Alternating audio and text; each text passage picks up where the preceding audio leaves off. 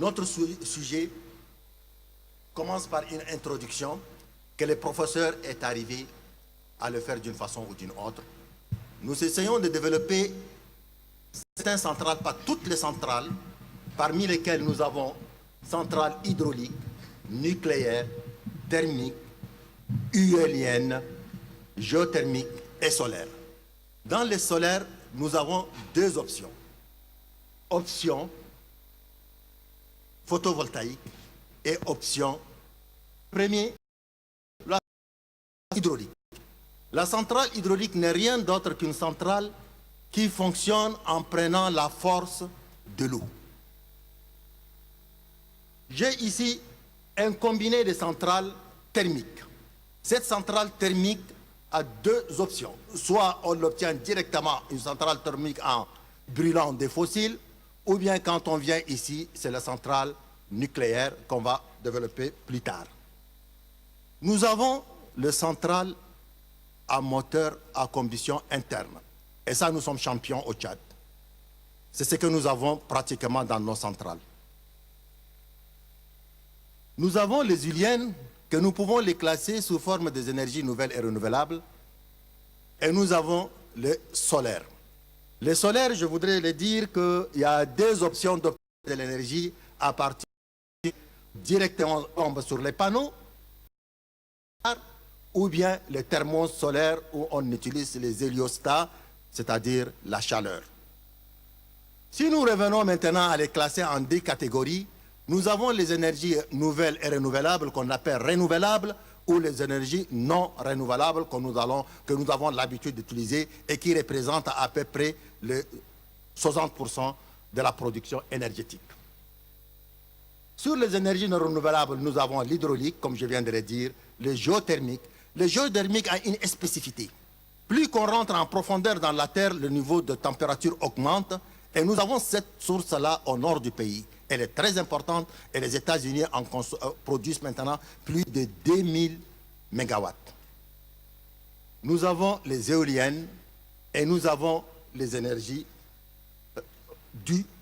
produites par le soleil. L'énergie, j'ai posé la question pas longtemps à un enseignant, à un étudiant de l'université de Mao, et je lui ai dit qu'est-ce qu'on va faire quand il n'y a pas de pétrole. Elle m'a dit nous sommes du pétrole, quand on va mourir, on va devenir du pétrole. Toute cette période. Ok. Donc, ici, nous avons les gaz naturels, nous avons le pétrole, nous avons le charbon et nous avons l'uranium. Le gaz naturel ou bien la biomasse. Cette biomasse, nous avons développé lors de cette université de Liège, 3 jours en cela. Pourquoi ne pas mettre en commun les villages et ces villages, dans le cadre de biomasse, produisent du gaz et ces gaz peuvent leur servir d'électricité. Maintenant, il y a certains pays qui arrivent à obtenir jusqu'à 15-20 mégawatts. Une centrale thermique, c'est une centrale classique. Qu'est-ce qu'on fait dans une centrale classique? J'ai pris un exemple parce que je n'ai pas seulement que des spécialistes dans cette salle. J'ai des collègues qui sont dans cette salle qui ne comprennent pas très bien l'électricité. Mais j'ai pris un schéma très simple. C'est vrai, la salle a plein de spécialistes dans cette salle. Je vois beaucoup de mes amis sont là. Qu'est-ce qui se passe dans ce système-là? Regardez. J'ai dans cette carré ou ce triangle quelque chose qu'on appelle chaudière. Cette chaudière a un brûleur. J'ai pris le charbon. Ce charbon-là, maintenant, j'ai fait l'équation. Pour 1 kg par seconde, c'est-à-dire dans chaque seconde, si j'obtiens 1 kg de charbon dans le brûleur, il me faut de l'air. Parce que sans air, je ne peux pas obtenir de combustion, les chimistes l'éprouvent, et la maman qui cuisine sait très bien que si elle met sa cuisine quelque part où il n'y a pas de l'air, elle n'aura rien. Donc, j'obtiendrai ici de l'énergie calorifique. Lavoisier ou la Monosov qui sont arrivés au même moment à dire l'énergie, c'est la transformation. La transformation, c'est-à-dire la phrase très célèbre, rien ne se crée, tout se transforme. Se transforme en énergie, en autre énergie et il y a des pertes. Personne ne peut obtenir de l'énergie utile à 100%, il y a des pertes. Donc ce que nous avons obtenu à ce niveau nous a donné de l'énergie utile, c'est-à-dire de l'énergie calorifique, qui ont permis maintenant dans cette chaudière, il y a des tuyauteries qui passent. J'ai des coupes. Je vais essayer de faire sortir une coupe que n'importe qui de nous va voir comment une centrale travaille comme si nous étions déjà dans une centrale. Et ça, c'est grâce à la technologie. Donc, cette énergie est obtenue ici en vapeur haute pression. C'est-à-dire j'obtiens jusqu'à 550 degrés en température et en pression jusqu'à 16,5.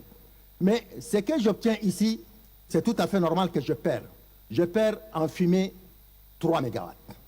Et maintenant, je fais venir défiler les 27 MW que j'ai obtenus, le reste est ici. Et j'arrive maintenant dans une turbine. Qu'est-ce qu'une turbine? Une turbine n'est rien d'autre que, il y a un axe mobile et il y a des cuillerées.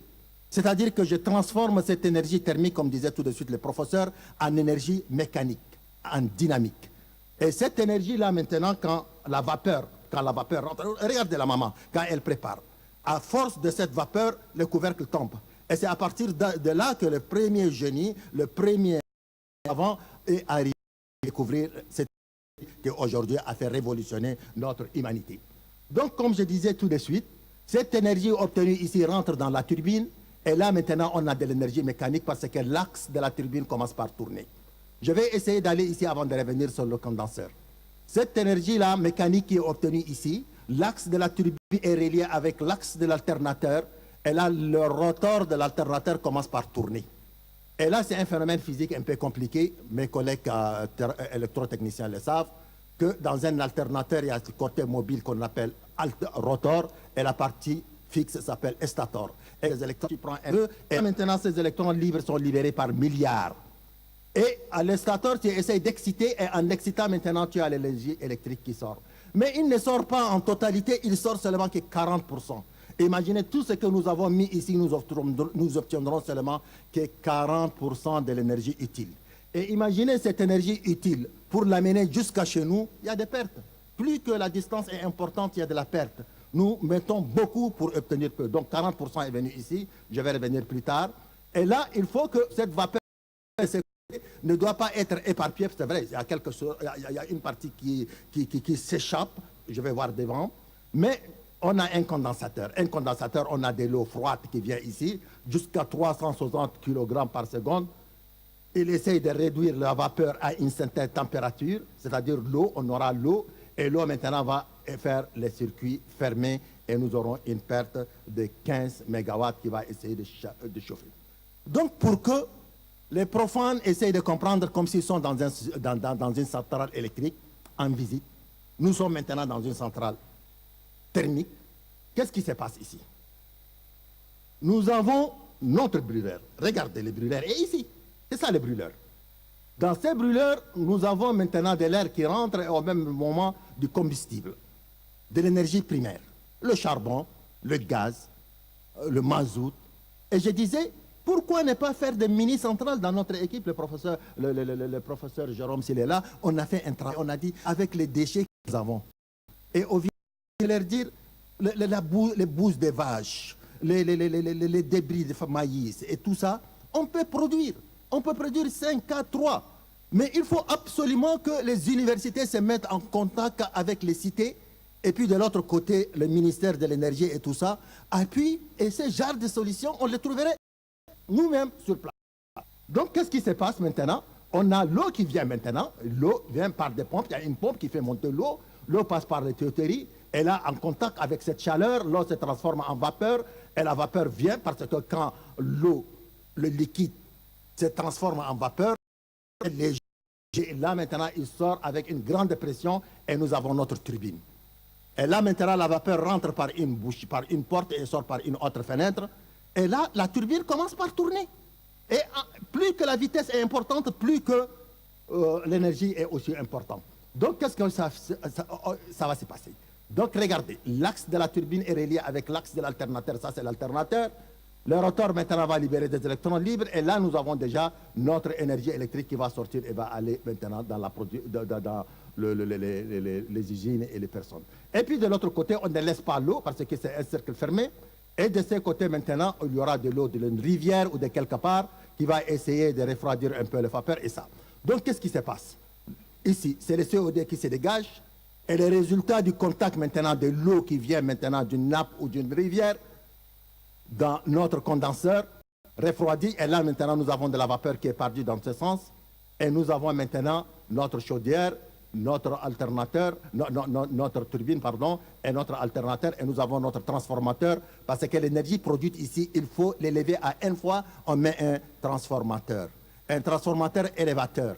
Et ce transformateur élévateur, pour ne pas perdre de la puissance, parce que si tu ne fais pas très attention, tu risques de produire et perdre au cours de chemin. Ça, c'est une centrale type solaire. Le nucléaire n'est rien d'autre. C'est une centrale type thermique. Mais l'énergie primaire est l'uranium. Et l'uranium, comment on l'obtient? Ça, c'est des choses qui sont très simples et le commun des mortels devrait au moins savoir parce que c'est la vie aussi. Bien, j'ai cette énergie primaire, c'est-à-dire que j'ai la mine d'uranium, que nous en avons plein au Tchad. Il suffit juste d'exploiter. Dans ça, nous avons pour 8 atomes d'oxygène, 3 atomes d'uranium. Ça, c'est à l'état naturel. Mais il faut procéder à une séparation et la séparation se fait sous forme chimique pour 10 parties d'uranium 235 parce que dans toute cette histoire, c'est le 235 qui nous intéresse. Les 238 ne nous intéressent pas. Donc regardez, dans la nature, il est complètement négligeable. Regardez, pour 1398 parties de l'uranium 238, il n'y a que 10 parties. Après un procédé chimique, nous obtiendrons 10 parties d'un uranium travaillé, c'est-à-dire pour 2 atomes d'oxygène, nous avons un atome d'uranium, le 235, et les centrales atomiques de première génération s'arrêtent ici. Parce qu'au début, la technologie n'est pas avancée et là, on utilise de l'eau lourde. L'eau lourde, c'est-à-dire que de la façon chimique, on obtient 0,7% de l'uranium 235. Et à partir de là, maintenant, devant, on va essayer de bien expliquer, on obtient cette énergie des centrales qui sont dépassées maintenant. Il n'y a que quelques-uns qui fonctionnent encore en Union soviétique, mais les nouveaux types d'énergie atomique, on enrichit l'uranium. Donc on procède à un enrichissement.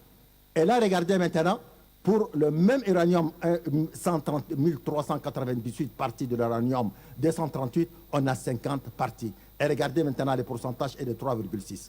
Pourquoi on parle de pourcentage? Ici, ça c'est un réacteur, quand c'est 3,6%, c'est un réacteur. Je donne juste une équivalence. Pour une bombe à 90%, ça s'est fait pour beaucoup de moyens, beaucoup de la technique, beaucoup de savoir-faire et beaucoup de moyens énergétiques. Donc, nous avons maintenant une centrale nucléaire de type nouveau. Nous avons ici une circulation, c'est un premier circuit, ça c'est notre réacteur. Comment ça se passe maintenant? C'est des fissions. C'est-à-dire que l'atome de l'uranium est bombardé par un noyau et au moment où l'atome maintenant est fracassé en deux, il donne une quantité de chaleur très importante. Et cette quantité de chaleur-là, et puis la réaction ne se passe pas à la fois, à la seconde ou à la tierce près. Parce que dans une pompe, tout se passe à la tierce près. Mais ici, la réaction est par chaîne. Chaque atome est bombardé à partir d'un atome et un autre, et puis la réaction est bombardée jusqu'au dernier atome. Donc, ce phénomène prend beaucoup de temps. Et là, on a une première circulation.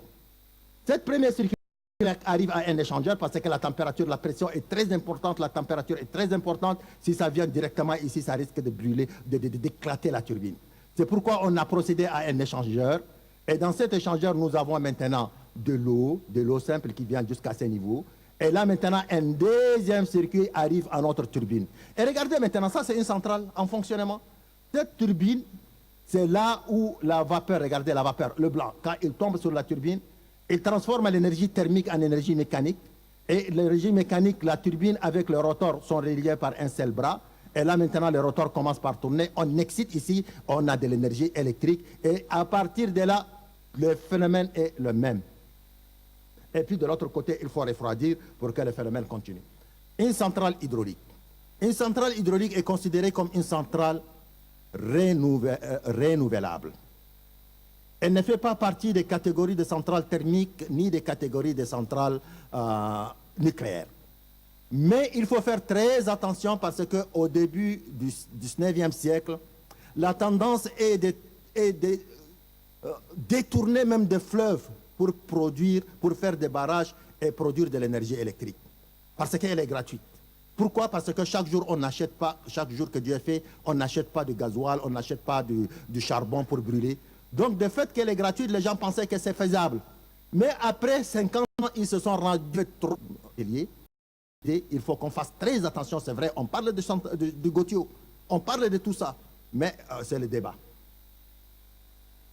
Donc, ici, je donne l'exemple d'une centrale hydraulique. Nous avons, à ces niveaux, à partir d'une certaine hauteur, de l'eau, peut-être, ou dans la station, et l'eau maintenant commence par tomber à partir de cette hauteur-là. L'eau commence par tomber, et il descend, quand il tombe, il augmente la vitesse et il tombe sur cette turbine. Donc maintenant, la base de cette énergie n'est plus maintenant la vapeur, mais c'est l'eau. Et l'eau maintenant devient de l'énergie, au niveau de la turbine, devient de l'énergie mécanique. Parce que la turbine commence par tourner. Et quand elle tourne, l'énergie mécanique, et le bras est relié.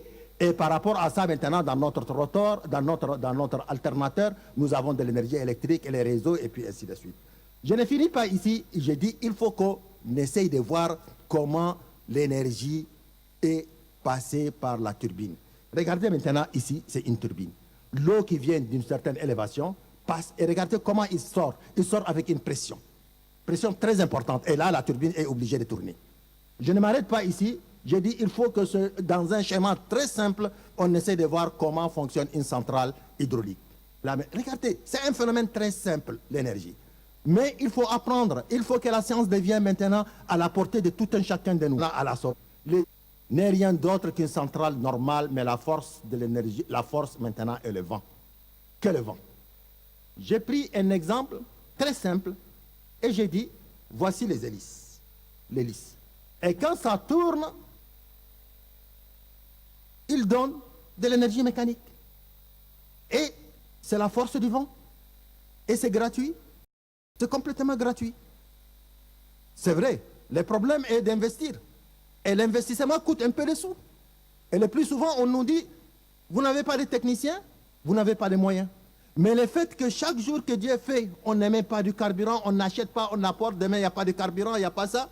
Il faut maintenant se serrer la ceinture, investir. Et là, ce sont des choses qui ne tombent pas en panne facilement. La technologie, on peut l'approprier. On peut former chez nous et puis prendre une dizaine, les amener, ils deviennent expérimentés au moment où les gens installent.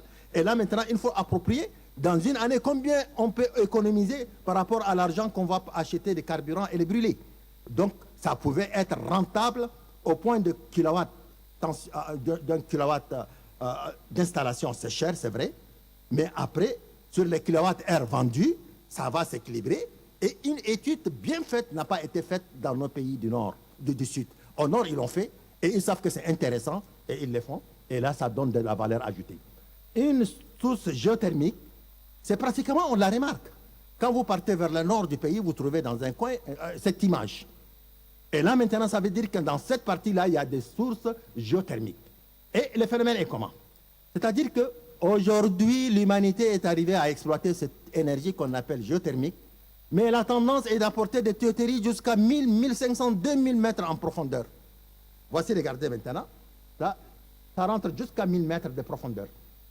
1500, parfois même 2000. L'essentiel est au début, maintenant, la tendance n'est pas du tout miraculeuse. C'est très simple. La technologie est là. Il y a des pays qui sont spécialisés, surtout les États-Unis. Il y a plus de 2 gigas qui sont produits aux États-Unis. La technologie est là, il suffit juste d'identifier. Et là, on peut chercher la vapeur produite par Dieu. Cette vapeur-là est déjà produite par la nature. Et cette vapeur-là, maintenant, il faut la faire sortir. Parce que dès que vous arrivez à ces niveaux, la vapeur commence par monter d'elle-même. C'est tout à fait normal, c'est physique. Et quand elle vient maintenant dans un échangeur. Et dans cet échangeur, il y a les séparateurs. L'eau part d'un côté. Et la vapeur, maintenant, c'est tout à fait normal, elle monte. Et quand elle monte, elle arrive maintenant à la turbine. Et là, le phénomène maintenant thermique en mécanique. Et quand il y a la mécanique, de l'autre côté, il y a les électrons libres qui sortent. Et le phénomène est le même. Exactement la même chose. Et puis de l'autre côté, quand l'eau qui sort de là, elle arrive dans un condensateur, et on le refroidit, et parfois on l'injecte pour réguler l'environnement. les centrales solaires. Rien n'est d'autre. Toute l'humanité a exploité l'énergie solaire. Depuis plus de 2000 ans, 3000 ans, depuis les Égyptiens. Depuis tout ce temps, on a exploité. Mais maintenant, au XXe siècle, on est arrivé à dire qu'il y a deux options de production de l'énergie électrique à travers le soleil. C'est le miroir de Fresnel. Un rayon incident qui tombe sur et réfléchit quelque part. Et quand il est réfléchi, il produit quelque chose, de la chaleur. Et cette chaleur, comment on l'obtient? Ou bien quand il tombe sur un panneau solaire, il libère un électron. Le photon, quand il tombe sur un panneau solaire, il libère un électron. Et la somme de ces électrons devient une masse importante des électrons que nous pouvons les mettre en danse. Et puis de l'autre côté, on a l'énergie électrique. Donc regardez maintenant un photovoltaïque, un champ photovoltaïque que je demandais. Et là, je disais, tous ces éléments, on les rencontre. D'abord, la lumière. La lumière du solaire est le véritable carburant. Elle est gratuite. Les modules solaires ne sont pas très difficiles. Maintenant, les Chinois sont arrivés à faire en sorte que ça, au début, on le prend très chèrement. Mais imaginez, il y a 5 ans, le panneau solaire coûte X. Aujourd'hui, le panneau solaire prend X sur 3. C'est le 1/3 de ces X. Et ce n'est pas fini encore. Et puis, de l'autre côté, il y a un régulateur. Le régulateur permet que quand il y a une charge importante dans les batteries, que le courant ne revient pas pour détruire notre module. Et puis l'accumulateur pour stocker, et l'onduleur, si on veut de l'énergie alternative, on le transforme. Donc, c'est un schéma type. Les rayons incidents, les rayons du soleil, c'est-à-dire l'énergie en tant que telle, la lumière vient maintenant dans notre panneau, elle nous libère des électrons, ça devient de l'électricité, ça vient dans un régulateur, ça charge, depuis le régulateur, si on veut de l'énergie à courant continu, on trouve directement. Mais si nous voulons maintenant dans l'alternative, parce que ce n'est pas tout le monde qui utilise le courant direct, c'est-à-dire le courant continu, il y a un onduleur, on le transforme, et là maintenant nos consommateurs sont ici. Et ces modèles, on l'a travaillé dans notre pool. On a travaillé dans notre pool et on a dit, il y a des villages. Il y a des villages que nous pouvons les alimenter comme ça, et ça ne coûte pas grand-chose. Regardez en Europe, là où ils s'autosuffisent. Pourquoi des petites unités, on n'arrive même pas à avoir? Et là, je crois qu'il y a un problème. Donc, regardez maintenant. L'Allemagne, aujourd'hui, est arrivée à avoir 500 MW seulement par des panneaux. Elle est la première dans le monde. Et nous sommes maintenant à l'état zéro. C'est-à-dire que dans 10 ans, on va arriver à quelque chose. Et 10 ans, c'est quoi pour une société? 50 ans, c'est quoi pour une société? Mais la tendance veut que nous sommes obligés. On n'a pas d'autre issue. Donc, regardez, ici, il y a un estade complètement alimenté par des panneaux solaires. Par des panneaux. Ça veut dire que cette technologie-là est fiable, cette technologie-là, c'est vrai, elle coûte cher. Mais on nous dit qu'elle coûte cher, mais jamais personne n'est assis pour essayer d'étudier dans 10 ans comment elle serait. Si maintenant on l'installe aujourd'hui, on dit c'est cher aujourd'hui. Mais l'année prochaine, comment? Après, et 3 ans, et 4 ans. Et un jour, ça viendra et ça va s'amortir. Et là, Mais pourquoi les autres le font? Pourquoi en Europe ils le font? Si c'est cher, on doit laisser. Ok. Les thermosolaires, c'est ça l'avenir. Le thermosolaire, c'est une révolution. Une révolution très importante. Et là, ça nous donne espoir. Espoir pour dire que quand les fossiles, quand les pétroles vont s'épuiser, ce n'est pas la fin du monde. Au contraire, c'est en ce moment-là que l'on doit bien réfléchir. Nous sommes déjà dans la danse. On dit d'ici 2050, 15% de la population européenne reçoit leur énergie à travers le Sahara africain. Et là, je vais venir pour vous expliquer. Donc, regardez maintenant, nous avons une tour. Tout ça, c'est des héliostats. Les héliostats sont des miroirs. Et regardez maintenant, la performance a fait en sorte que dans chaque héliostat, il y a des moteurs qui essaient de suivre le soleil. Chaque fois que le soleil bouge, le miroir bouge avec lui. D'une façon zénitale et d'une façon azimutale.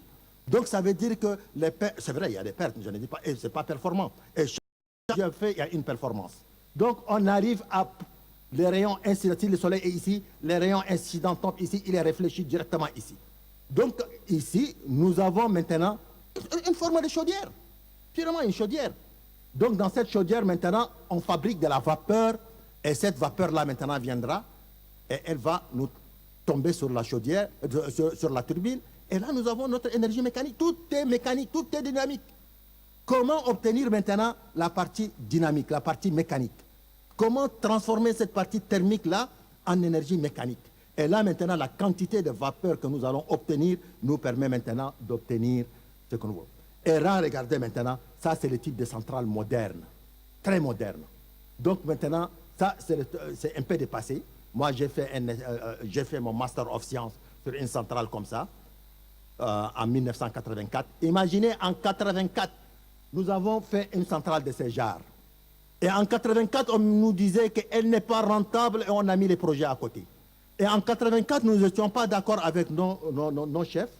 Nous nous sommes dit qu'elle est rentable. Elle n'est pas seulement rentable, pour nous, elle est rentable. Regardez, une centrale comme ça, elle utilise un espace très important. Or qu'en Europe, 1 centimètre carré coûte les yeux de la tête. Or qu'ici en Afrique, tu as 10 hectares, 100 hectares, l'État peut vous les donner gratuitement. Ici, ce n'est pas rentable en Europe parce que la main-d'œuvre coûte les yeux de la tête. Ici, chez nous, la main-d'œuvre, au contraire, quand tu donnes de la main-d'œuvre, tu donnes de la valeur ajoutée et là, tu équilibres les foyers et les enfants partent à l'école. De l'autre côté, ici, on peut 3 jours, 4 jours ne pas voir du soleil, or que chez nous, on a tout le temps du soleil. Et là, à partir de ça, on dit c'est rentable. Maintenant, les systèmes modernes. Ces systèmes modernes, regardez. Et là, nous aurons une quantité très importante, et le Maroc, l'Algérie, beaucoup de pays du Sud ont obtenu. Le Maroc, maintenant, a 500 mégawatts. Et d'ici 2020, ils auront une quantité très importante. Et ça, c'est l'usine. Je continue pour ne pas vous perdre le temps. Regardez ici, nous avons les héliostats, les miroirs. Ils sont tous concentrés maintenant sur une chaudière. Ça c'est en miniature de ce que j'ai fait là-bas, sur un schéma très simple. Et là, ça vient, ça tombe sur la turbine. Et là, on a de l'électricité parce qu'il y a une transformation mécanique. Et là, le condensat et le sucre. Et ça, c'est les tuyauteries qui apportent la vapeur. Je vais aller très vite parce qu'on m'a dit d'aller vite. Et là, pour montrer que l'humanité, il y a un projet Desertec. Ce projet Desertec va permettre à l'Europe d'ici 2015 à avoir 15% de sa puissance. On parle là-bas, on réfléchit, mais nous, on continue à rêver. Mais il y a certains pays qui ont dit il faut qu'on se mette dans la danse. Regardez ces pays. Ça, c'est un projet jusqu'à 2020. Ils ont déjà commencé. Et regardez le Soudan à côté. Il va aller jusqu'à 2000 mégawatts. Mais qu'est-ce qu'ils vont faire de 2000 mégawatts? Ils vont vendre.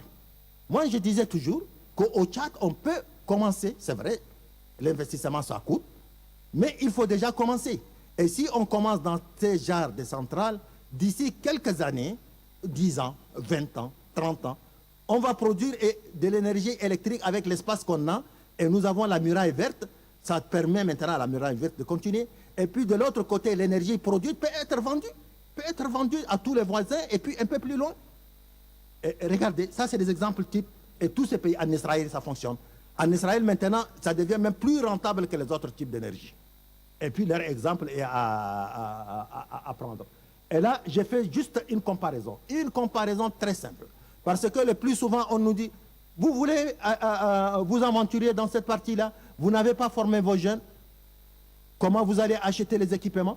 Parce qu'on nous dit, il faut acheter les équipements. Comment? Mais jusqu'à là, comment on fait? Le moteur à combustion interne, on ne le fabrique pas ici, on l'achète. Tout est acheté parce qu'à partir de là, tout est la même chose. C'est la même chose, il n'y a aucune différence, c'est pratiquement la même chose. La seule différence est ici. Et ça aussi, si on veut avoir de l'énergie thermique, il faut acheter. Donc, et la technologie est 10 fois plus difficile que cette technologie. Cette technologie, il y a un collègue, le docteur Abdelhamid, au moment de notre exposé, il disait pourquoi ne pas mettre une usine de fabrique de panneaux solaires. C'est des choses qu'on peut discuter. Le Sahel, tous les pays là où il y a le soleil peuvent s'entendre. Donc la différence est juste ici. Ici, nous avons de l'énergie gratuite. La comparaison doit être faite quelque part. Le plus souvent, en Europe, on fait la comparaison avec le thermique. On fait la comparaison avec le nucléaire. Mais nous, on fait la comparaison avec quoi? On fait la comparaison avec ce qu'on a. Je parle sous le contrôle de mon ami, de mes amis de la ST2E. On fait la comparaison pratiquement avec les moteurs à combustion interne. Et là, regardez, c'est plus intéressant d'investir ici parce que maintenant, une centrale de 10 MW, ça ne coûte pas grand-chose. De 20 MW, ça ne coûte pas grand-chose. De 50 MW, on commence par là et je crois que ça peut donner de la valeur ajoutée. Regardez dans le monde, nous avons les énergies nouvelles et renouvelables. Ça représente plus que l'énergie nucléaire, mais jusqu'à là, le fossile est le leader. Ici, le leader est l'hydraulique. Mais regarde les solaires et les éoliennes. Ils sont déjà dans la danse. Pour dire que la tendance veut que cette partie-là laissera place à cette partie ou à l'autre. Et puis ainsi de suite. Donc, non comment.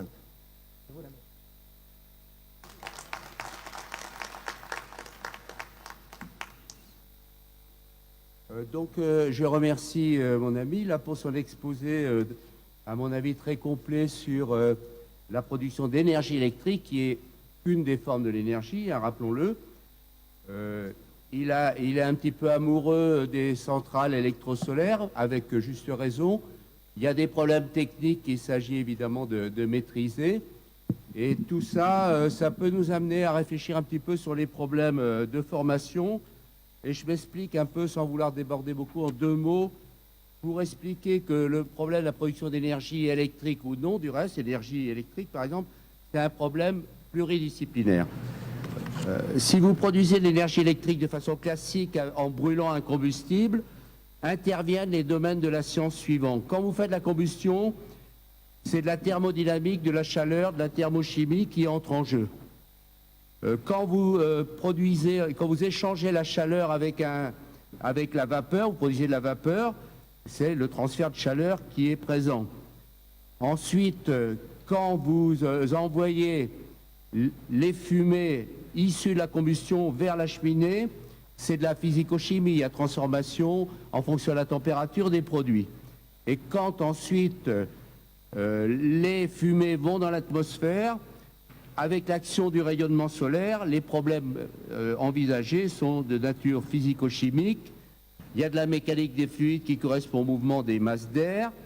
Il y a des transferts de chaleur. Il y a de la métrologie qu'il impose de mettre en place pour contrôler que la pollution reste raisonnable.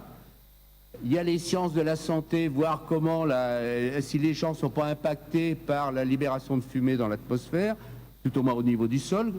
Et il y a le droit de l'environnement qui intervient. Donc, si vous voulez, quand on met une formation en place autour des problèmes énergétiques, autour de l'énergétique, il y a tout un tas de disciplines de la science qui interviennent. D'autre part, on a parlé d'émissions, je dirais en 2 mots, l'émission de polluants dans l'atmosphère quand on fait par exemple une combustion. L'émission de polluants, elle est de différentes natures. Elle peut être solide, liquide ou gazeuse, essentiellement gazeuse. Alors au niveau de la pollution de l'atmosphère, il y a 2 types de pollution. Les pollutions naturelles, issues des volcans par exemple, de l'érosion, des aérosols atmosphériques. Ça, c'est la partie la plus importante de la pollution de l'air. Et à côté de ça, il y a les pollutions anthropiques. Pas l'anthropique, vous connaissez en thermodynamique, anthropique, générée par l'activité humaine, par les combustions, les biogaz de décharge et l'agriculture. Alors, simplement, sans parler trop de la pollution, il faut savoir que la pollution, elle peut être locale, nationale ou mondiale, avec les problèmes récurrents dont vous avez entendu parler, les problèmes d'effet de serre, qui sont liés notamment à l'émission de CO2, et l'attaque justement, également par l'attaque de la couche d'ozone. Donc il y a 3 niveaux, les niveaux locaux que vous vivez et les niveaux mondiaux au niveau de la pollution. Alors ce qui est important, c'est de mettre des formations en place qui ne soient pas des formations purement intellectuelles, où les gens puissent manipuler, par exemple pour le solaire, puissent manipuler les panneaux. Il ne s'agit pas de faire des grands discours, il faut qu'il y ait des manipulations assez simples qui soient mises en place. Donc moi, c'est ce que je recommande toujours, il faut des formations et il faut des techniciens qui assurent la maintenance. Il ne s'agit pas d'implanter des installations les plus modernes possibles, comme ce qui a été évoqué tout à l'heure. Il faut des techniciens qui puissent intervenir et qui connaissent bien le métier. C'est ça qui est important à mon avis. Donc il y a tout un tas de formations à mettre en place. Alors pour terminer simplement, donc j'insiste sur le niveau de la formation sur lequel il faut réfléchir.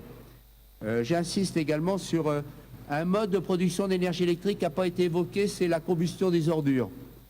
Donc le problème de la combustion des ordures est important. Le problème important, c'est la collecte. Après la collecte, on fait le tri. Et ce qui n'est pas trié peut être brûlé pour produire de la chaleur utilisable ou pour produire de la vapeur pour des petites centrales électriques. Il y en a beaucoup en Europe du Nord notamment, de vingtaines de mégawatts. Même au niveau d'une ville, vous pouvez participer à l'alimentation en énergie électrique d'une ville par la combustion des ordures ménagères. Donc ça, c'est un problème extrêmement important. Mais ce qui est important, c'est la collecte des ordures. Évidemment, il faut qu'elle soit organisée. Ensuite, la combustion éventuellement et la valorisation, c'est-à-dire, par exemple, faire de l'énergie électrique. Donc c'est un des modes actuellement qui est assez en vogue pour les petites puissances, hein, de l'ordre de 20 mégawatts. Ce n'est pas les 1000 ou 4000 mégawatts d'une centrale nucléaire, mais c'est quand même intéressant. Production d'énergie électrique par combustion des ordures ménagères. Donc j'insiste pas trop là-dessus. 2 mots, la formation, si vous voulez, puis cette histoire de production d'énergie électrique par l'utilisation des ordures ménagères. Merci. Nous remercions vivement nos éminents orateurs que sont le professeur Mangui et Mahmoud Youssouf. Nous ouvrons le débat. Bien. Nous passons la parole à M. Tchadane. Professeur Mahmoud Youssouf, eh bien, je trouve que l'exposé est vraiment brillant. Félicitations. Et je trouve aussi que le professeur était un très bon vendeur. Il nous a vendu ses idées très moins chères. Je pense qu'il ferait même un très bon chef d'entreprise en plus de ses qualités de scientifique.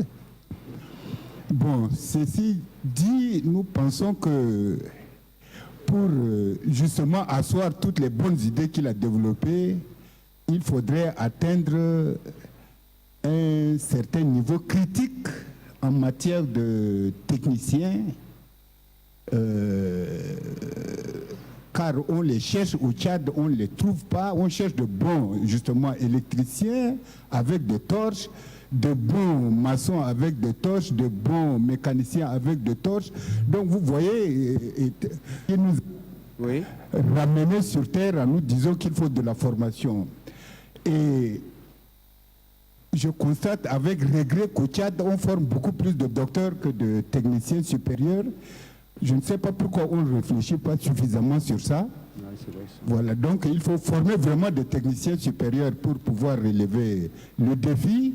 Quant à la proposition d'utiliser de Bose pour des petites centrales thermiques, je pense que les paysans, s'ils écoutent ça, ils seraient très mécontents parce que vraiment ils en veulent de la bouse pour la production agricole. Je n'ai pas parlé de bouse, hein. J'ai parlé d'ordures ménagères. Non, non, non, pas vous. Le professeur Mahmoud a parlé bien de bouse, j'ai écouté. Voilà, merci beaucoup.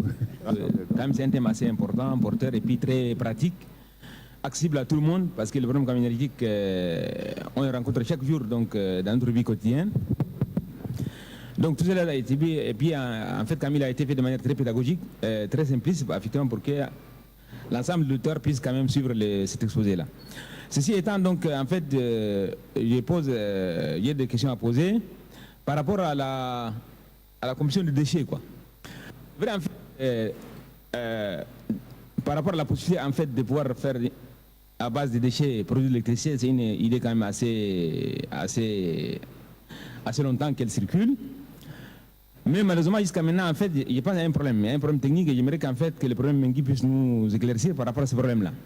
Parce que je ne sais pas si tout le monde voit à la télé, si vous vous rappelez, à Naples, même déjà en Europe, le problème des déchets, là, il est actuel, quoi. Si seulement on pouvait faire facilement en fait, de l'électricité à base de déchets, je pense que les ordures ménagères ne vont pas engloutir Naples, en Italie. Hein. Il y a quelques années, on a montré que vraiment, tu vois, il y a des tonnes et des tonnes de déchets. Et ça, c'est en Europe. Donc pour dire qu'à ce même niveau-là, c'est vrai qu'en fait l'idée elle est là, mais la tenue quand même, elle a encore du temps à faire. Elle n'est pas aussi simple que ça. Si c'était simple là, je pense qu'il n'y aura pas de déchets, ça ne va pas être un grand problème. Or qu'à ce jour-là, par rapport aux communes, par rapport aux grandes villes du monde, jusqu'à maintenant, les déchets, ça constitue un problème crucial, même jusqu'en Europe. Donc j'aimerais que quand même vous allez nous un peu éclaircir quelles sont les difficultés qui se posent par rapport à cet aspect-là. Bon, la deuxième chose, c'est par rapport, effectivement, bon, on a vu toutes les possibilités de produire de l'électricité. C'est sûr qu'il y a pollution. Monsieur Mangui a donc, nous a dit, en fait, par rapport aux différents polluants, gazeux, liquides et même des fois solides. Maintenant, or que moi j'attendais à ce qu'on puisse quand même traiter, dans le cadre de cet exposé-là, les mesures d'atténuation qui permettent d'atténuer, en fait, les effets, les gaz toxiques, en fait, les gaz qui dégradent l'environnement ou bien l'atmosphère là. Quelles sont les mesures d'atténuation qui sont jusqu'à maintenant en activité prévues à cet effet? Et en temps parlant, moi je tenais plus que par rapport à la deuxième partie en fait du thème, mais je pense que ça a été fait de manière en fait assez rapide quoi. Or qu'il y a beaucoup de choses à dire à ce niveau-là. Donc, quelles sont les mesures d'atténuation prévues par type de centrale, notamment en fait, surtout par rapport aux déchets nucléaires? Quelles sont leurs efficacités? Fukushima est là pour nous rappeler. Dans des cas comme ça, quelles sont les mesures vraiment actives à faire, à prendre en compte pour pouvoir rapidement en fait mettre les hommes et leurs biens hors danger?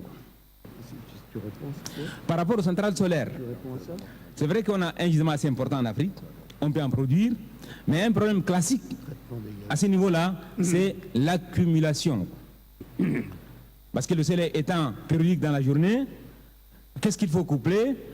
Et il dit en fait il y a un problème classique par rapport à comment accumuler l'énergie. En fait, ça c'est un problème quand même classique. Jusqu'à maintenant, il ne sait pas si il y a eu des avancées notables ou bien non. Donc, certainement, s'il faut des centrales solaires, quelle soit la puissance qu'on peut produire, comme l'énergie, M. Mengui nous a dit que c'est un produit qu'il faut produire, il faut le consommer. Donc, comment accumuler pour que pendant le temps où il n'y a pas du soleil, qu'est-ce qu'il faut faire? Est-ce qu'il faut coupler? D'accord, on peut coupler, mais en fait, est-ce qu'il y a d'autres solutions quoi? Et quelle est l'avancée technologique à ce niveau-là? Je vous remercie. Merci, modérateur. Je voudrais d'abord remercier les conférenciers pour leur brillante et riche présentation. Traitement des fumées. J'ai un certain nombre de questionnaires par rapport aux différentes formes d'énergie. Un certain nombre de mes préoccupations ont été déjà prises par monsieur le directeur. Bon, en ce qui concerne le nucléaire, actuellement, dans la plupart des pays développés, cette forme d'énergie est déjà en cours d'utilisation. Par rapport au Tchad, on parle beaucoup plus encore des problèmes de sécurité. Est-ce qu'on peut avoir une idée de projection sur la date la plus proche ou bien la période la plus proche pour mettre ce type de production en place? Par rapport à l'hydraulique, actuellement, on parle beaucoup plus au Tchad de la chute Goutio. Est-ce qu'on a localisé encore d'autres localités au Tchad qui permettent de donner cette forme d'énergie? Et au chute Goutio, est-ce que cette force d'énergie pourra quand même donner une bonne forme de production pour le Tchad, surtout en matière de mégawatts? Est-ce qu'on peut avoir une très bonne quantité de mégawatts produites pour pouvoir profiter de cette chute-là? Est-ce qu'elle est aussi continuelle sur toute la période? En ce qui concerne le solaire, ma préoccupation ici au Tchad, on a beaucoup de solaire. Mais jusqu'à présent, la société continue toujours à utiliser la méthode basée sur la combustion. Alors, pourquoi la STDG ou la SNU n'arrive pas à mettre en place ces types de production solaire? Dans la mesure où, j'ai compris dans la présentation tout à l'heure, en Allemagne, actuellement, on a produit jusqu'à 500 MW. Et au Maroc, à peine 500 aussi MW. Et 500 MW, c'est une énergie vraiment très, très quantitative pour pouvoir alimenter presque une grande partie au Tchad. Les moyens que la STDG actuellement est en train de mettre pour la production basée sur la combustion, pourquoi ne pas basculer? Ou bien qu'est-ce qui les empêche? Est-ce que c'est un problème économique comparativement au système actuel. Je remercie les éminents orateurs d'avoir accepté de partager le fruit de leur expérience avec nous. Et sans plus tarder, je rentre dans le but du règlement de ma soif. Et je suis de la direction des évaluations environnementales et lutte contre les pollutions et nuisances.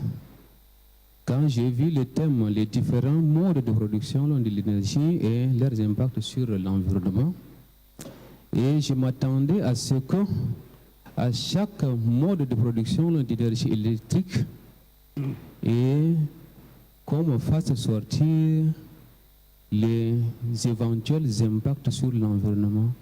Parce que c'est là où se trouvait ma préoccupation. Malheureusement, j'ai pu retenir que sur les impacts produits par les fumées ou vapeurs qui contribuent à la destruction de la couche d'ozone. Mais qu'en est-il pour les sources d'énergie comme énergie éolienne, énergie solaire et énergie hydraulique? Merci, monsieur le modérateur. Je voudrais joindre ma voix aux autres collègues pour pouvoir féliciter les intervenants par rapport à l'exposé qu'ils ont eu à faire. Je partage parfaitement le souci de mon collègue qui vient d'intervenir parce que, bon, moi particulièrement, je suis resté sur ma soif. Je pensais que les intervenants allaient aussi vraiment parler, équilibrer, effectivement, parler des impacts sur l'environnement. Ils n'ont fait que signaler, donc je suis vraiment resté sur ma soif. Je voudrais dire que les ouvrages hydrauliques sont des projets industriels et qui ont vraiment des impacts sur le milieu, donc le milieu biophysique, la santé, la sécurité de la population et même du personnel exploitant.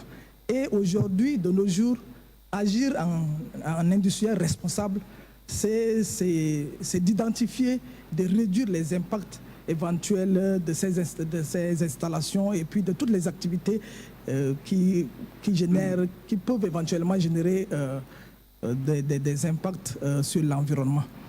Ce que je voudrais poser comme question, c'est qu'ils ont présenté les différents modes de production, mais je voudrais qu'ils nous disent brièvement quels sont les modes de production qui peuvent être encouragés en termes d'impact sur l'environnement, parce que ces différents modes de projet ont des différents impacts sur l'environnement du plan négatif. Et donc, quels sont les modes de production qui peuvent être encouragés au niveau du Tchad? Merci.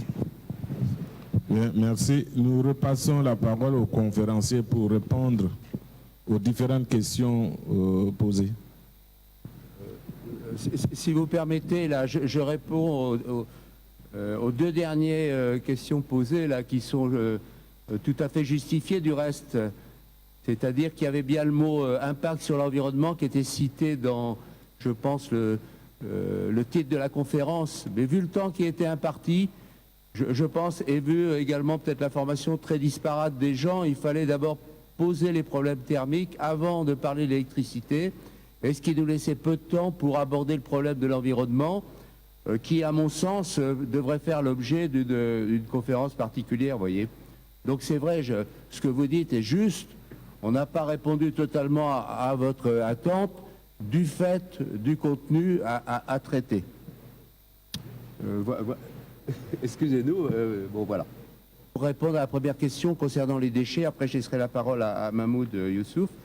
Les déchets ménagers, pas agricoles, ménagers, c'est un problème récurrent dans la plupart des villes d'Afrique, on le sait bien. Le système le plus simple, c'est de mettre en décharge. Après, on peut trier, on peut traiter. Il y a également la voie du compostage qui est ouverte. Donc, toutes les voies sont ouvertes, mais le problème où actuellement ça ne marche pas très bien, c'est au niveau de la collecte, vous voyez. Donc voilà les différentes voies, compostage, tri, incinération et malheureusement souvent décharge pour les ordures ménagères. Dans la campagne, évidemment, les ordures sont utilisées pour la valorisation du sol. Donc là, c'est un problème un peu particulier. Pour l'industrie, il y a des déchets également qui sont souvent des déchets, l'emballage, tout ça c'est des déchets qui s'assimilent aux ordures ménagères. Donc vous voyez, au plan du traitement, il y a beaucoup de problèmes qui se posent à tout niveau. Donc, par rapport à M. Tchadanaï, professeur Tchadanaï, dans mon exposé, je disais, rien ne peut se faire sans la formation. La formation doit jouer un rôle très, très important. Parce que nous rentrons maintenant dans une technologie très compliquée. Mais nous vivons déjà cette technologie actuellement. Au niveau de la SNE, au niveau de la production, il y a un problème. Donc, la formation joue un rôle très important. Mais nous ne commençons pas à zéro. Nous avons déjà des instituts. Quand tu prends l'Institut d'Abéché, l'Institut de Mongo, ces instituts ont commencé déjà à former. Et je disais dans mon exposé, d'abord, dans mon exposé, je dois faire ressortir tous les modes de transformation, tous les modes de production de l'énergie électrique que nous les avons fait sortir, qui sont utilisés, qui sont renouvelables et qui sont non renouvelables. Je devrais en principe traiter chaque cas et faire sortir la partie environnementale. J'avais pensé que mon collègue va résoudre l'impact sur l'environnement et on m'a limité avec le temps, avec un petit mot, donc j'ai fait tout pour m'arrêter. Or, qu'est-ce qui se passe sans la formation? Sans la formation, on ne peut rien obtenir. La formation joue un rôle très important et là j'ai fait même une proposition. J'ai dit, le meilleur, dans mon exposé tout de suite, je ne sais pas si les professeurs n'étaient pas là en ce moment, je disais, j'opte pour l'énergie thermo-solaire. Parce que si ça ne commence pas maintenant, dans 10 ans, ça doit commencer. Et il y a un journal très important, un institut très important en Allemagne qui disait qu'aujourd'hui, produire de l'énergie à base du solaire photovoltaïque coûte 2 fois moins cher que le thermosolaire, mais dans 10 ans, le thermosolaire revient moins cher. Le thermosolaire, le solaire, aucun impact dans l'environnement. C'est de l'énergie propre. Il est propre. Et pour ça, il faut déjà commencer à envoyer nos jeunes en formation. D'abord, les jeunes, on les forme déjà dans ces institutions. Beaucoup sont formés. Sélectionner les meilleurs et les envoyer en formation. Je disais par rapport à la bouse, à l'énergie biomasse, je ne l'ai pas traité ici, mais j'ai fait ressortir seulement un exemple que nous avons traité lors de l'université de Liège. Je ne sais pas si le collègue Tchadanaï n'était pas là au début. On disait, ça fait un débat. Et nous nous sommes dit, pourquoi ne pas organiser les villageois? Cette expérience a marché au Rwanda. Au Rwanda, ils ont produit de l'énergie électrique à partir de bouse. Ils ont obtenu de la calorifique. Et la bouse maintenant obtenue là-bas, elle n'est pas rejetée. Elle devient de l'engrais. Et de l'engrais naturel encore. Si les paysans savent très bien qu'avec son propre déchet, les déchets de les bousses des vaches, les pailles et tout ça, qui peut produire de l'énergie, et de l'autre côté, il peut prendre ça et faire de l'engrais, je crois qu'il faut les sensibiliser, et une fois sensibilisé, il peut partir, il peut accepter ces modèles. Mais c'est encore discutable, raison pour laquelle nous avons confié ces projets-là aux écoles, aux universités. L'université lors de nos travaux, on a opté pour ça, mais on a dit, au lieu de partir directement le faire, il faut le confier aux universités, aux écoles. Ils vont essayer, ils vont étudier tous les éléments, et si ça devient intéressant, on l'applique. Si ça ne devient pas intéressant, on le laisse. Je crois que ça fait partie des résolutions de nos travaux. Le déchet, mon collègue a déjà répondu. Par rapport aux questions de Dr Abdelhamid, les nouvelles centrales type moderne, ils arrivent à stocker par rapport à la production jusqu'à 4 heures à 5 heures. C'est déjà bien. Et toutes ces centrales maintenant, quand on parle maintenant de grandioses, de centrales aussi importantes, ils donnent leur énergie au réseau. Et en parallèle maintenant, on met des centrales, d'autres types de centrales, soit des centrales éoliennes, soit des centrales thermiques, en attendant maintenant que la technologie soit performante. Nous sommes à nos débuts de centrales. Il y a 5 ans, on peut accumuler cette énergie thermique 1 heure du temps. Maintenant, on est arrivé jusqu'à 5 heures. La centrale maintenant du Maroc, elle peut faire la concentration de l'accumulation thermique jusqu'à 5 heures. C'est déjà un progrès. De l'autre côté, le vide est comblé par une autre source, c'est-à-dire ces genres de centrales seront mis en parallèle, ils vont travailler. Et là, je crois que c'est une révolution et c'est tout à fait normal. Et ces genres de centrales sont propres. Nous disons que aujourd'hui, dans le monde, l'énergie hydraulique occupe presque la première place de production. Mais j'ai parlé des conséquences. Je ne sais pas si les collègues ne m'ont pas suivi. Cette partie-là, je l'ai traitée. J'ai dit les problèmes environnementaux. J'ai donné l'exemple des pays de l'Est. Ces pays de l'Est, comme ils ont trouvé de l'énergie gratuite, ils ont commencé par faire des barrages et faire de l'énergie à grande puissance. Mais 50 ans plus tard, ils se sont rendus compte qu'ils ont plus pollué. Et s'il faut mettre de l'argent pour remédier à ça, ils mettront encore 1 fois plus important que ce qu'ils ont produit. Ça, je l'ai traité. Cette partie-là, je l'ai traitée. Et j'ai dit, s'il faut maintenant, parce que nous, mon but est de vous expliquer comment on produit ces énergies électriques. Et au moment de l'utiliser, je disais, dans mon exposé, je disais que le ministère de l'énergie électrique, le ministère des Mines, les universités, le ministère de l'Environnement, tous ensemble, on doit se mettre ensemble. Et maintenant, les recherches qui sont faites d'une façon isolée ne donnent rien. Qu'on s'assied ensemble, qu'on réfléchit ensemble et qu'on tire quelque chose de concret. Et avec nos amis qui ont une grande expérience, qui sont de la production d'éléments, qui sont de la SNE, de la Société nationale d'électricité. Qu'on s'assied ensemble, qu'on réfléchit ensemble et qu'on monte des projets ensemble. Je crois que cette possibilité, il y a une possibilité. Donc, le solaire en tant que tel, le rendement pour le moment n'est pas très important. Mais à la longue, ça sera bien, mais par le simple fait qu'on n'achète pas le soleil, on l'a gratuitement, ça s'amortit avec le temps. Mais au point de vue environnement, il est le meilleur, il ne donne aucun problème. Les centrales nucléaires, on a peur des centrales nucléaires. C'est vrai, on a peur, parce qu'on a écouté ce qui s'est passé dans le monde. Mais quand une centrale nucléaire pète, c'est toute l'humanité qui est au courant. Mais quand une centrale hydraulique, une centrale, tout ça, ça part, c'est le commun des mortels. Je ne dis pas qu'il faut opter pour les centrales nucléaires. Mais maintenant, la nouvelle technologie, les Russes et les Américains ont fait des centrales nucléaires mobiles.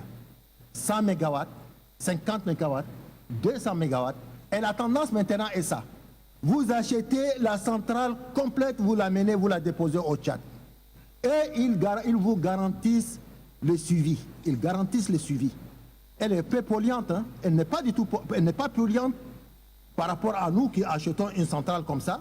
Mais elle est polluante pour eux parce qu'après tous les équipements qui sont là, à partir d'un certain temps, ils doivent les prendre, les ramener, les toiletter et mettre un autre à sa place. Ça, c'est quelque chose qui est faisable. Ok, on me dit, j'ai fini. Hein.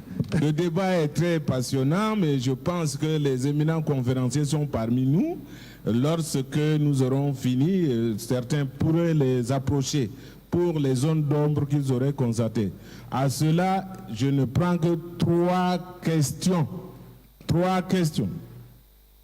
Monsieur le recteur.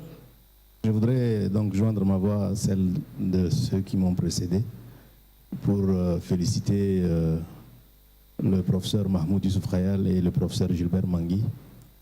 Moi qui ne suis pas du domaine, j'ai appris qu'on peut faire beaucoup de choses avec les différents modes de production de l'électricité. Je voudrais revenir à terre. Hein. N'étant pas physicien, je voudrais parler en tant que consommateur d'électricité. Vous avez opté pour le thermosolaire. J'ai compris comment ça fonctionne, c'est extraordinaire.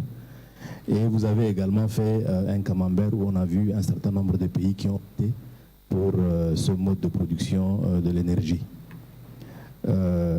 Je sais que nous sommes dans un pays, dans une zone où vous avez pratiquement des voisins qui appartiennent à une zone appelée la zone sahélienne, qui ont le même nombre de journées de soleil.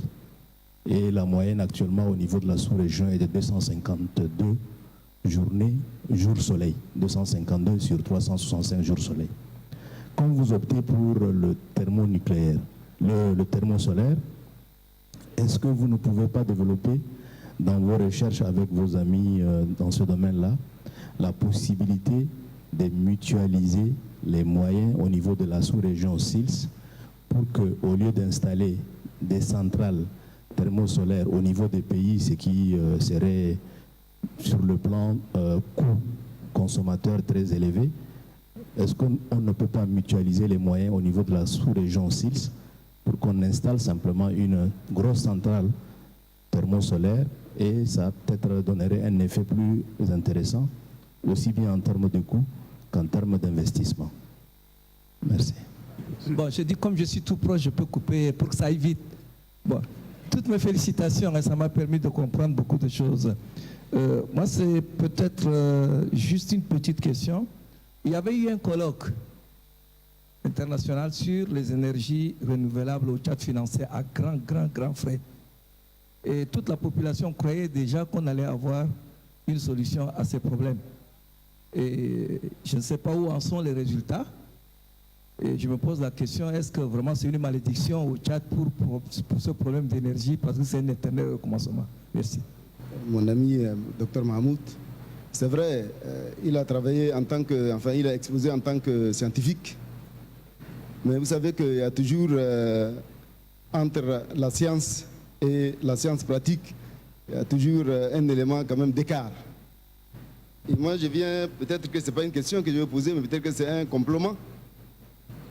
Si on prend notre exemple du Tchad, vous savez que l'électricité coûte cher. Quoi qu'on dise, que ce soit thermique, que ce soit thermonucléaire, enfin solaire, photovoltaïque, tout ça, ça coûte de l'argent. Et derrière ça, en finalité, il faut payer. C'est-à-dire il faut avoir un pouvoir d'achat suffisant pour pouvoir rentabiliser tout ce que nous sommes en train de parler en tant qu'élément scientifique. Vous savez qu'au Tchad, ici, notre taux d'électrification est très faible. Le taux de pénétration de l'électricité dans les villes est très faible. Et ceci n'incite pas, si vous voulez, à la recherche, non seulement à la recherche, si vous voulez, d'autres sources d'énergie, comme il vient de le rappeler, mais ça n'incite pas non plus, comme on a un taux qui est faible, c'est-à-dire à essayer de donner plus d'électricité, parce que l'électricité, ça ne se donne pas. Ou bien c'est un besoin, on en a tous besoin. On a le pouvoir d'achat nécessaire pour pouvoir l'utiliser et derrière ça, on va essayer effectivement de trouver d'autres modes de production pour rendre moins cher et encore plus utiliser. Quand vous avez un taux d'électricité de 12%, ça n'oblige pas le pouvoir public à vous donner de l'électricité, c'est pas possible.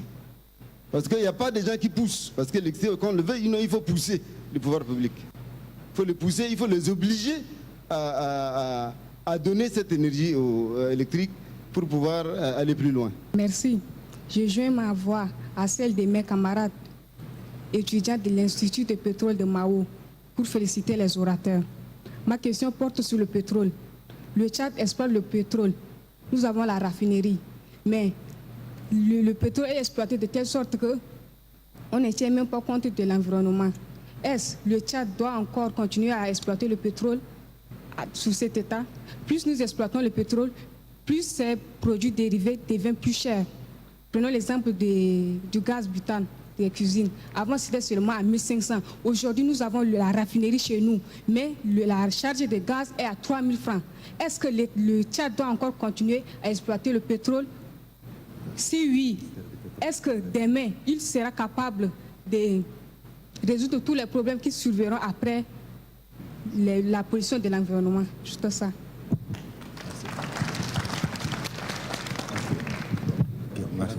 D'accord. Merci. Je crois que mon ami Ali, le recteur de l'Université de N'Djamena, a bien posé le problème. Et comme je n'ai pas voulu exposer en général ces centrales thermosolaires, cette centrale thermosolaire à elle seule, ça demande déjà un exposé de 2 heures. Mais dans notre possibilité, moi, je prévoyez le faire avec le Niger. C'est-à-dire le Tchad avec le Niger. Si on arrive à faire ça, on va même le vendre. On va vendre l'énergie qu'on va obtenir.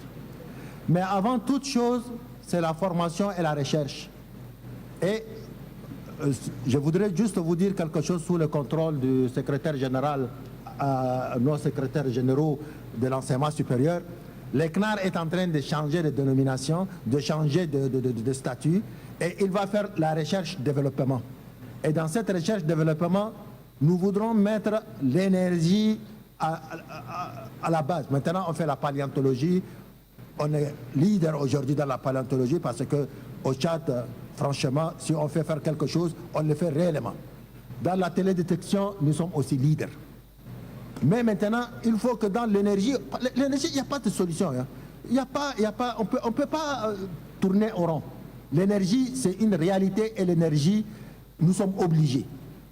Et dans la partie énergie, toutes les universités, toutes les écoles, toutes les institutions de recherche au Tchad, le ministère, on va se retrouver, on va réfléchir.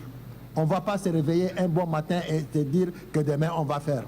On ne va pas on va pas mettre en erreur nos politiques, nos responsables. On doit réfléchir, on nous donne les moyens. Si nous on est organisés, on aura les moyens. Et quand on aura les moyens, on va accoucher quelque chose de concret et on trouvera des résultats. Pour la question du professeur Brahim Boy, sincèrement dit, j'ai appris à la radio ou à la télé qu'il y a un colloque. Je ne sais pas, mais nous n'avons même pas participé et nous ne connaissons même pas le résultat de leur travail. Il y a plein de spécialistes qui peuvent apporter une valeur ajoutée. Mais c'est passé comme ça. Et je ne sais même pas, jusque-là, je ne sais pas s'il y a une université qui a reçu les résultats de leurs travaux. Franchement, je ne peux rien dire. Pour mon ami Younous, c'est des compléments. Mais je crois qu'on doit réfléchir. On ne doit pas compter. L'énergie, c'est un droit. Ce n'est pas... c'est un droit, hein. Ce n'est pas un luxe. On doit réfléchir, on doit trouver une solution. Et franchement, je félicite nos conseillers de la présidence qui sont venus aujourd'hui nous écouter. Et là, je crois que ce que nous avons dit s'est reporté quelque part et sera bien écouté. Notre conseillère de la prémature est là et dans tous nos vendredis de la recherche, elle est présente. Et je crois que ce que nous faisons ici, elle les transmet. Et je crois que c'est un complément. Pour ma fille qui vient de poser une question, je crois que je ne suis pas en mesure de répondre à cette question qui se rapproche du ministère du pétrole. Et là, je voudrais dire à M. Ali Abdarman Hagar, le recteur de l'Université de Djamena, les jours, ce n'est pas 250 jours, c'est 300 au Tchad. Certains disent même que c'est 310 à 320. On a le soleil pendant 300 jours. Donc ici, on ne doit même pas penser à moyenne. La moyenne, c'est 300. Le dernier donné, c'est 300. La moyenne. Monsieur le professeur Mangui veut compléter. Simplement, Ali Agar, là, le recteur, avait dit est-ce qu'il y a une mutualisation possible dans la région qui serait envisagée? Ça me paraît quelque chose d'intéressant, mais c'est une décision politique. Ça a été fait pour les écoles inter-État, peut-être un prototype inter-État peut-être envisagé. Et au-delà de... Alors je ne sais pas, c'est des problèmes politiques, ça bien entendu. Hein. Est-ce que c'est faisable ou il y a des questions financières également? Également, je voulais parler un petit peu en deux mots de la mutualisation au niveau de l'enseignement. Je vois un peu dans toutes les universités, il y a le solaire qui est un peu à la mode, donc on fait des manips solaires et tout. Il n'y a pas les gens qui sont pour la maintenance derrière. Est-ce que vous ne pouvez pas, bon c'est une question, mutualiser un petit peu, réunir vos efforts pour faire un centre d'études solaires par exemple à Abéché, un autre à Mondou, un autre à Djamena, mais pas peut-être disperser les efforts. Pour le solaire, ça c'est également vrai peut-être pour d'autres secteurs, la mécanique ou peut-être pour la biologie, etc. Vous voyez. Au lieu de disperser les efforts, est-ce qu'il n'y a pas moyen de regrouper avec des équipes techniques compétentes, vous voyez. Donc il y a l'histoire à grande échelle de la mutualisation pour la construction peut-être d'une centrale solaire expérimentale. Au-delà de ça, au niveau de la formation, réunir les efforts c'est facile de faire des cours, de parler, mais manipuler, c'est déjà un problème un peu différent, quoi. Et bon, en raison du caractère passionné du débat, là, nous allons prendre une dernière série de questions. 3 personnes. Merci, monsieur le modérateur. Je suis Abdelrahman Koko, conseiller à l'éducation et à la formation à la présidence de la République. Je voudrais, dans un premier temps, donc joindre ma voix à celle de ceux qui m'ont précédé pour féliciter les conférenciers pour la qualité de leur exposé. Je pense que le thème qui a été développé est un thème d'actualité. Il est d'une importance capitale parce que sans l'énergie, il n'y a pas de développement. Cette énergie est à la base du développement. Je voudrais ici rapporter l'expérience que j'ai vécue à SAR, à la CST, la Société sucrière du Tchad, qui transforme les cannes à sucre, disons, après avoir extrait le sucre, la biomasse, oui, c'est la bagasse, voilà, est utilisée pour éclairer, c'est-à-dire l'énergie pour utiliser au niveau de l'usine. Je sais aussi qu'il y a quelques années, au niveau de la faculté de sciences exactes et appliquées de Farsha, beaucoup de recherches ont été faites sur l'énergie. Et tout ça, c'est pour dire que au Tchad, où nous avons le soleil en abondance, nous avons le vent, nous devons non seulement faire ces recherches, mais former aussi les jeunes. C'est également un créneau porteur. Parce qu'avec le développement, l'énergie va être vulgarisée et il faut justement utiliser toutes ces formes d'énergie et en particulier celles qui sont moins polluantes. Donc voilà, je voudrais une fois vous remercier et je finis comme ça. Je voudrais aussi dire la même chose en ce qui concerne l'exposé, c'est-à-dire l'idée et la pertinence. Mais je voudrais faire une remarque. Je pense que entre l'exposé et le débat, on a eu à peu près le même temps, ce qui n'est pas du tout une bonne chose. Aujourd'hui ici, on a certainement des compétences, on a des gens qui sont intéressés et en principe, le temps de débat devra au moins être le double du temps de l'exposé, au moins. Donc je souhaiterais qu'à l'avenir, c'est des thèmes quand même très très importants, c'est des thèmes qui concernent vraiment la vie des Tchadiens. Et sur ces formes de production, on pourrait même pendant les débats retenir les meilleures formes de production pour notre pays. Je pense que vraiment c'est ça. Il y a beaucoup de gens qui voulaient intervenir. Moi, je voudrais bien intervenir sur beaucoup de choses, mais je ne peux pas le faire parce que le temps était très très court. Je vous remercie. Mais moi je dis merci et les remerciements ça va de soi, hein, on n'a pas besoin de retentir là-dessus. Mon intervention porte sur une question peut-être qu'on a oubliée de côté mais qui me tient à cœur, c'est sur l'aspect géothermique. Il va falloir aller en profondeur et faire la pression pour avoir la chaleur. Et je me dis que est-ce qu'il n'y aura pas une conséquence, parce qu'on est dans le cadre des impacts, est-ce qu'il n'y a pas une conséquence sur le fonctionnement de l'écosystème? Et parallèlement, existe-t-il des études qui ont été faites en ce sens-là? Ça serait intéressant pour qu'on essaie de voir quels seront quand même les impacts de l'utilisation de cette forme de chaleur. Merci. Madame, simplement pour répondre à votre question, il ne faut pas trop s'inquiéter des conséquences sur l'écosystème puisque dans de nombreuses villes en Europe, il y a des forages qui sont mis en place et il y a de l'eau qui est utilisée pour le chauffage des immeubles.